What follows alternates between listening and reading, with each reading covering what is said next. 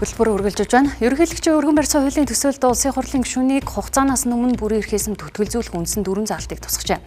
Үүнд нэгдүгээрт тухайн гишүүнийг үндсэн хууль зөрчсөн гэж үндсэн хуулийн цэцээс үздсэн бол хоёрдугаар чагсаалтаар сонгогдсон гишүүнийг тухайн нам нь эгүүлэн татах хүсэлт гаргасан. Гуравдугаарт ёс зүйн ноцтой зөрчил гаргасан. Улсын хурлын чуулганы үйл ажиллагааны 30-аас дээш хувьд нь оролцоогүй тохиолдолд бүрэн эрхээсэнд төтгөлзүүлэх асуудлыг улсын хурлаар хэлсэн шийдвэрлэхээр тусгажээ. Тэгвэл эдгээр заалтуудаас намын чагсаалтаар сонгогдсон гишүүнийг тухайн нам нь эгүүлэн татах санал гаргах нь үндсэн хуулийн зарчимтай харьшилна гэж чагсаалтын зарим гишүүн үзэж байна.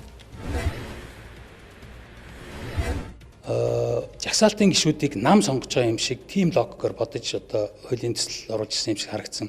Өөрөөр хэлбэл улсын хурлын сонгуул дээр намыг сонгохгүй гэдгийг сонгогч шийдэж байгаа. Хэдэн хувийн санал авах уу, яах вэ гэдгийг сонгогч шийдэж байгаа асуудлыг хөндлөнгөөс нь улс төрийн нам орж ирээд би энийг чинь нэр дэвшүүлсэн учраас би энэ эрх чинь би энийг одоо та нар шийдээгүй, сонгогч шийдээгүй, би шийдсэн гэдэг тийм логикоор тэр гишүүний одоо жишээлбэл сонгогдсон үйл ажиллагаанд хөндлөнгөөс хууль бусаар орж иж байгаа юм харилцаа байгаа. Хэрвээ яг тэр логикоор бодоод үзвэл тойргийн гишүүдийг ч гэсэн улсын нам нэр дэвшүүлж байгаа. Тэгэхээр ялгаагүй адилхан ийм харилцаа байгаа. Тэгэхээр энэ нь өөрөө саяын бас логикоор бодвол ерөнхийлөгч нэр дэвшүүлж байгаа дэвшүүлэгчсэн улс парламент судалтай улс төрийн нам нэр дэвшүүлж байна.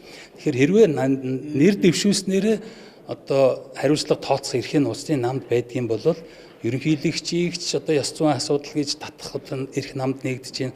Бусад гишүүдийг ч гэсэн бас адилхан жагсаалтын тойргийн гэхгүй одоо жишээлбэл улс төрийн нам энэ одоо үндсэн хууль заагдаагүй харилцаан дээр одоо орж ирэх сонгогчдын ард иргэдийн сонгуулийн үр дүнгээс одоо хүлээн зөвшөөрөхгүйгээр хууль бусаар орж иж байгаа иймэрхүү харилцаа харагдаж байна.